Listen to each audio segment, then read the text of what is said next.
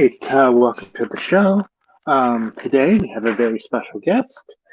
I met him when I was at New York City Comic Con. Um, just trying to get my stuff situated. He's the Chief Creative Officer of AWA, which is one of the. It's a newer comic book publishing company. It's artists, writers, and artisans. So I'm going to stop chatting and rambling and bring him in, and we can find out about his experience and the company, more about the company. So let me. Oh, there we are. Hey, how's it going? Good. How you doing? Well, as I was saying, you have a storied career in the comic uh, book industry, and AWA is just, I would say, the latest. Is that correct? It's my third act. Yes. Oh. So, before we get into talking about that, do you remember the first comic book that you read, or maybe the one that kind of, piqued your interest about the hobby? I Or, you remember know, I remember the first comic book that blew my mind when I was a little kid. I found a back issue at a flea market of New Gods #7 by Jack Kirby. I was blown away by it. It was the most violent issue ever. It was a war issue, all out war from cover to cover, super violent. I loved it. I loved it, and it was my entryway into comic books from there. You know, and so let's get a little bit into your journey within the industry, because, like you said, this is your third act. When did you get in, and what have you done? What have you done since then? Well, you've done a lot, but done some pretty big stuff. But well, I was a journalist. I saw an ad in the New York Times that DC Comics was hiring editors. So I thought, what the hell? I'll throw in my resume. I got a call from an editor, Lou Stathis, the late Lou Stathis. And when I walked in, he said, I wanted to meet you for a while. I thought, what? And he said, I read an article you wrote for Newsday or the Daily News, and I wanted to meet you because I have a very unusual name. So remember my byline in the article, which got the Academy for Culture, contracted the unions, the editor of Magazine, and a DA agent in charge of marijuana enforcement laws. And it turned out that the editor of High Times had stolen Lou's girlfriend a few years before. So he was not fond of him. So he liked me. So next thing I know, I've been going for the job. I took a and couple of days to decide, and I got on board. Work at Vertigo as an editor there. and that was like in the I wouldn't, well, I guess you could say heyday of Vertigo. I mean, Yeah, that's when. What titles did you work on? 93. Preacher, 100 Bullets, Hellblazer, the Vertigo anthologies, which included Gangland, Strange Adventures, Heartthrobs, Weird War Tales and Weird Western Tales, Human Target, Codename Knockout, you name it. Transmetropolitan, yeah. And so after that, your second act was with Marvel. Yeah, around 2000, I was approached by Marvel's president at the time to join Marvel, and I was not interested at all because I had read no superhero comic books in like 20 years, and I told him that. And he said, no, that's why I want you. I want you to come on board with a fresh take. So I spoke with Joe Quesada. I found out in advance that Joe Quesada was going to be the new editor-in-chief at Marvel Comics. And I liked Joe, so I thought, what the hell, I'm in. So I came in as an executive editor, edited Spider-Man, the Hulk, a number of titles. I did a hostile takeover of the book called X-Force with Peter Milligan and Mike Allred, and I had a lot of fun.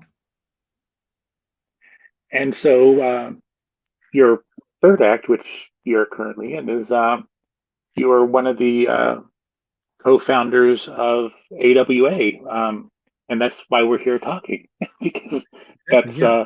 uh, what was the inspiration? What led you to leave Marvel, and I would say working with the two major publishers and create something of your own. Well, the thing is that I loved working at Marvel, but it was a lot of fun doing the characters there. But if always you were inheriting a character with lots and lots and lots of history, and the challenge was to come up with a new way to interpret them and present them to the readers. At Vertigo, I had the chance to build stuff from scratch. So I love the idea of doing stories from scratch, starting with a blank sheet of paper and filling it with new stuff. And so the idea of getting on board this company as a partner was very appealing to me.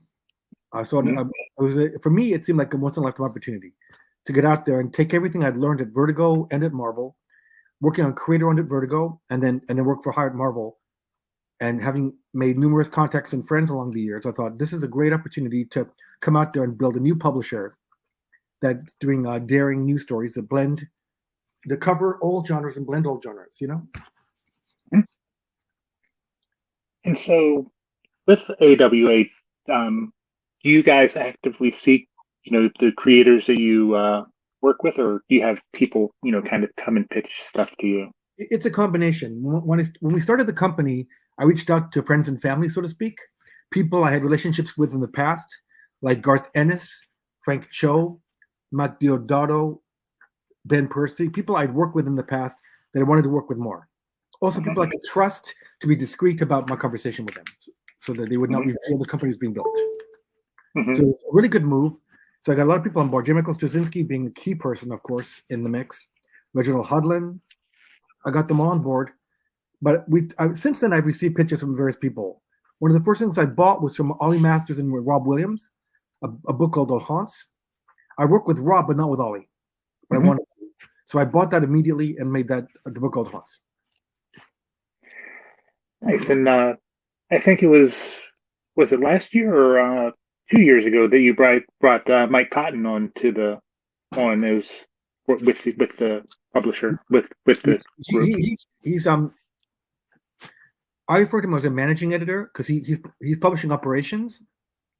So he's involved in publishing operations to help us be smooth and nimble when it comes to getting new projects up and running. He came on board about a year ago. Okay, yeah. Yeah. It was I just couldn't remember the exact time frame that it happened, but I knew it was recently. It was very recent, yeah. I think about a year ago at this point. And my executive editor is Michael Coast, who's my man. He's my right hand, and he's smarter than me. I'm really happy with his performance. His notes and story are really, really tight, very insightful. I'm really happy to have someone there to watch my back and on every level. So what is your philosophy for AWA, or I guess, or maybe mission statement is maybe a better... The mission statement is that we want to be a place where people come to do their best new original work, knowing that they just come to us and they worry about writing it and drawing it, and we'll worry about everything else. We'll take all the risk for them.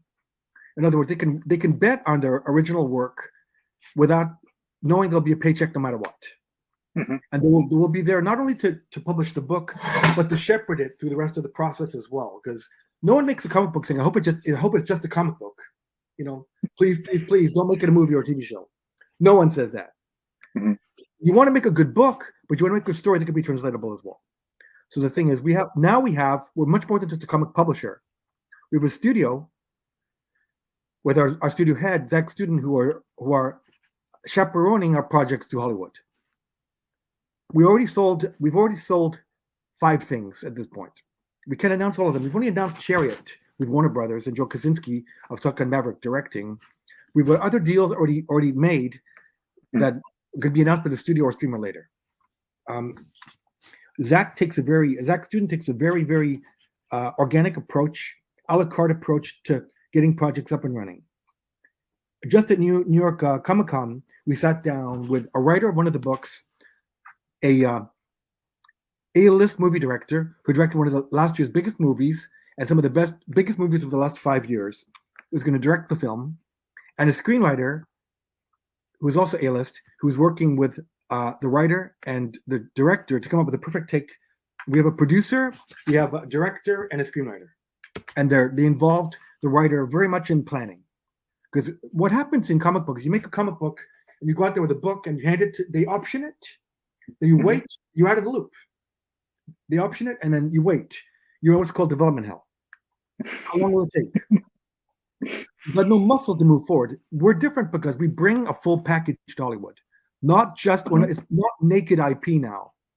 It's suited up with the right elements. Sometimes it's an actor and a director. Sometimes it's a screenplay writer and a director. Sometimes it's a producer that serves as a lure for the director, that kind of thing. Hmm. With this project we're planning, we have a A-list production company, A-list director, A-list screenwriter. And the writer of the book is deeply involved as an executive producer to make sure this gets its best life as a movie. Mm-hmm. And so, you have a favorite, or maybe of all the books you've published, do you have maybe one that stood out for you, or one that you particularly are fond of or proud of? No, I mean, it's impossible to say that because they're all my babies. So I love all of them. I've got 3 kids in real life, and I like them equally, more or less. So the thing is, with these books, I think the thing is that all of them are important to me. The Resistance by J. Michael Straczynski and Mike Diodato is a very important book because it laid down the foundation for a shared universe that we're building. And it was written pre-COVID, a year and a half before COVID, such that the first issue of the book came out, was on stands the day that the store shut down. And the origin story is rooted in a pandemic. There's a massive pandemic that shuts down the world and kills a lot of people. And out of this is born a superhuman race. Mm-hmm. They're born under a cloud of tragedy. Like mutants in the X-Men in the Marvel universe, they're all linked by their origin coming out of the same place. And again, it was J. Michael Straczynski seeing the future, But I guess also Marjorie Finnegan, Temporal Criminal, Garth Ennis and Goran Suduka is just an amazing romp. One of our top-selling books. Amazing, amazing book. And you guys have definitely made waves in the industry, because I mean, you've had multiple award nominations, and Mark Russell's Not All Robots recently won the Eisner, and the Ringo as well, and the Ringo, yes, and the Ringo too. Yeah. But so what do you feel that the future for AWA is, and what your place within the industry? We're just getting started. I mean, what makes us unique is the fact that I look at us as being a premier publisher who will create bold original stories, creator-owned work with the best creators, both established names like Straczynski and Garth Ennis, and up-and-comers like John Lees or Krista Faust. But the thing is, we're also we have all the capabilities to take a book, and any idea you've got has the best chance of growing to being something bigger than just the book itself. Because of we are more than just a publisher. We're a studio with capabilities for self-financing as well. So we're going to be building. The sky's the limit with what we're doing. A couple of our projects, Old Haunts and Hotel, we developed internally. We put a development budget toward them to make them get one step closer to Hollywood. You follow me? Mm-hmm. The thing is, in that sense, we're different because of all the things we bring to the creator who comes to us. They can just worry about writing their book, and then they'll know that they're going to be there every step of the way as we let it grow to be an amazing book and something more down the road. Now, you probably have a long list, but are there any creators that you would like to see work or published under AWA? Or? Oh, sure. Yeah, of course. But I can't name names. There's tons. Many people from inside comic books and some people from outside. Mm-hmm. And that's kind of what appeals to me about AWA is you have people who are in the industry, and also I guess newcomers or outsiders. Yeah.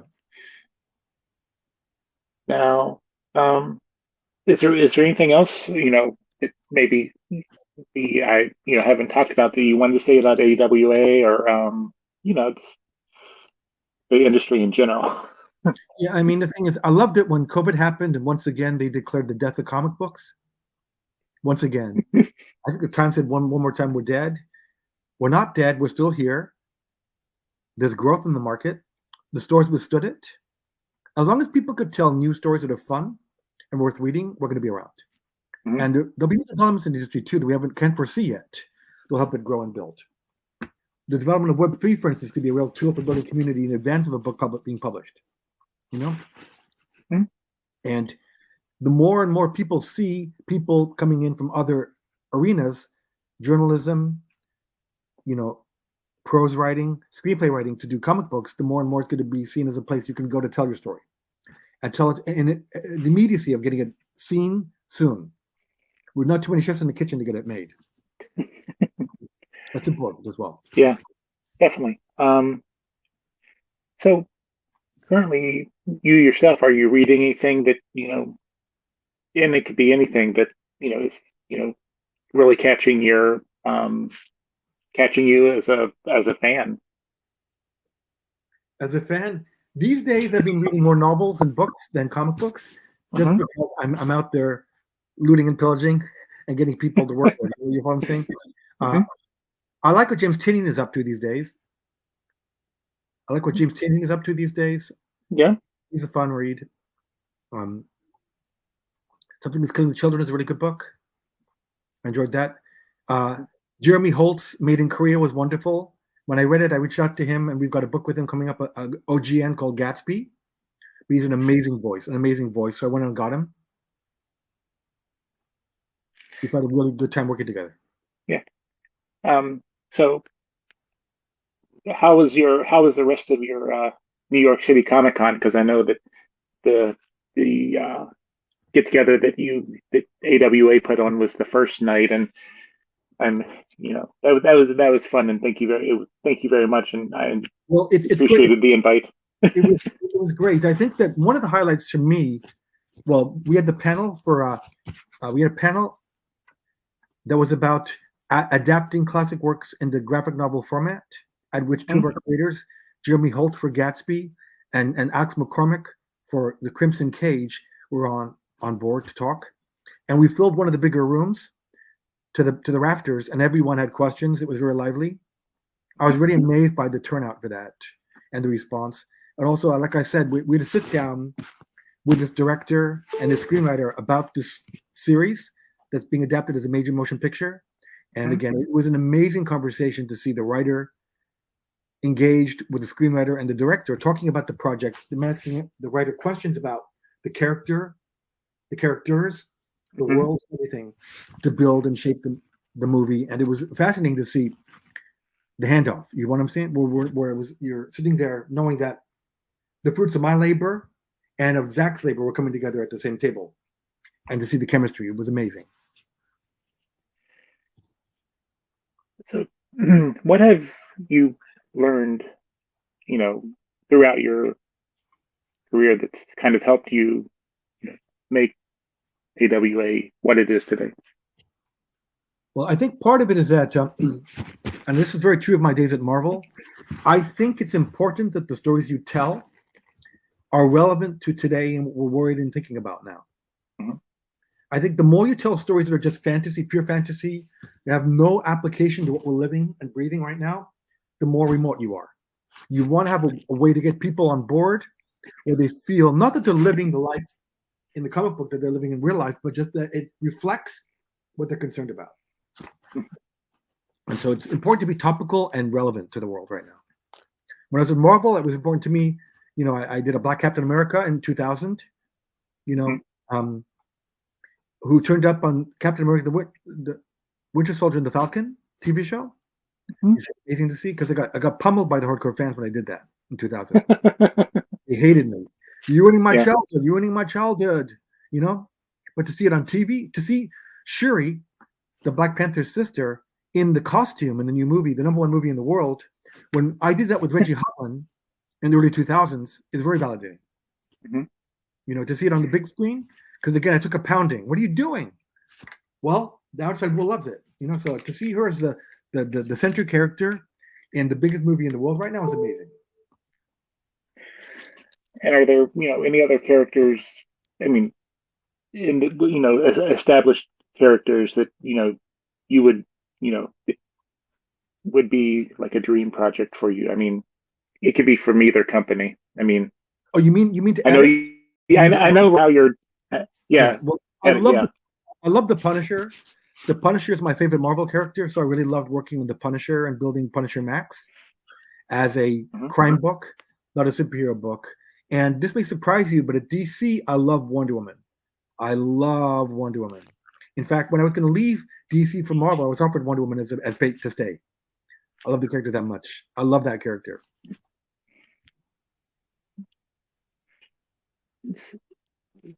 Is there any difference in your role as with AWA compared to like your work with being in charge of the Marvel titles? Yeah, well, we're a smaller company, so I'm not a brand manager. At Marvel, I was an editor, but a brand manager. I was responsible for managing the brands of Spider-Man, the X-Men. You felt, and you have to be. There's a responsibility that comes with that to make sure that you are not irreparably damaging the characters. You're taking them in new directions, and you're challenging the reader. You're not there to make the reader happy with what you announce. You're there to make them say, "This is a worthwhile read." Whereas now we work with a white sheet of paper. We start with a white sheet of paper. We build from scratch. Any genre, any fusion of genres. I mean, we have a book called Redemption, which is a science fiction spaghetti western with a feminist subtext. Yeah. The Old Haunts is Gangsters and Ghosts. It's Goodfellas meets Jacob's Ladder. Marjorie Finnegan, Temple Criminal, is about a time traveling bandit who's being chased by her time traveling cop sister, who she hates. There's a wide range of material we're doing. We have lots of great books coming out. I've got another book by Garth Ennis coming out next year. I cannot wait to announce. It is amazing. So, again, if you want to, as we kind of wrap up here, so I know you're probably busy, and but if you want to kind of give a pitch for AWA and what current titles you have and where people can find you guys on social media.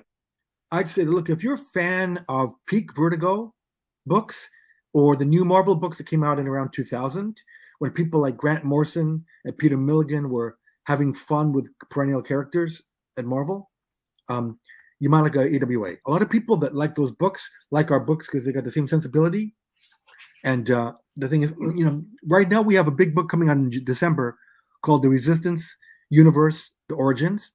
It's a massive trade paperback, 368 pages that collects all the stories that lay the foundation for the Resistance universe, our shared universe. The trade collects the first series, The Resistance, by J. Michael Straczynski and Mike Deodato Jr., that tells the entire origin story of the universe. It also has the Resistance Reborn's one-shot, which tells the origins of 5 different characters in that world. And then the first issues of Erratic by Corey Andrews, The Joneses by Michael Moresi and Alessandro Vitti, and Knighted by Greg Hurwitz and Mark Teixeira. So the first issues of all the books that sprung out of the Resistance are all to be found in this one trade. So it's one-stop shopping as a primer for you if you want to find a new universe that's rooted in now. The Marvel Universe was created, DC heroes were created in the 40s and 50s. They're cops. Marvel heroes were 60s and 70s. They're counterculture. Our characters are built out of the world right now. It's about characters that span the globe, living in a world that's embracing fascism out of fear, and they're trying to make the world a better place. They are like the X-Men, hated and feared, but they're fighting for a world that hates and fears them. All right. Well, I want to thank you for taking the time today to chat. Again, I want to thank you for the hospitality at the get together that you guys threw at New York City Comic-Con. Next year for sure. Oh, definitely be next year. And no, it was. I just want to say it was fun because all the artists and creators that you had there were very nice. I got to meet a couple. I mean, I know Mark from we've chatted a couple times about his product or projects, but he was like, "Oh, Ethan, there's Ethan Sachs and Ed Brisson's there." So, so I had to go over and then I also got to meet Mike Cotton. Yeah. And but no, I just want to say thank you for that. Thank you for taking the time, and anytime my pleasure that you have that AWA has anything that they want to, get the word out. Of course, on Yeah. Comic Watch, we will, we always have been doing your solicits that you guys Right. put out for your books, Yeah, I've seen that. Yeah. and we'd, if you ever have the time, we'd love to have you back to I'll be back. chat. I'll be back for sure. And anytime you want an inside look at something, just reach out to us and we'll make sure you see it. All right. Sure. All right. Well, thank you very much, and everybody check out AWA. Awesome books. Lots to do, and be sure to subscribe to the channel. Follow me on Twitter if it's still around when this goes out. Yeah, who knows? Uh, Who knows? I've also where are you on? Are you on social media? Is AWA on social media? Yeah, we're on Instagram, Twitter, and beyond. Okay, I'm on Twitter. for I'm now. on Twitter. You know that I'm on Twitter. I'm trying to think. I'm not on Facebook, and I'm only on Instagram under a secret account to monitor my son. Oh, that's fine. In jail. That's about it. All right. Well, again, thank you for the time, your time, and Yeah. it was a pleasure to talk to you. And can't wait to see what you guys have coming out in the future. Plenty of good stuff coming out. And like I said, check out the Resistance Universe, the Origins in December. It's an amazing, wonderfully priced book, telephone-sized book with top talent in it, telling stories of the new universe. Great, and definitely will help spread the word about that when it's ready. And Please do. Again, would love to have you back anytime to chat. Count on it. Sounds good. All right. Well, thank you very much, and enjoy the rest of your day. You too. Take care.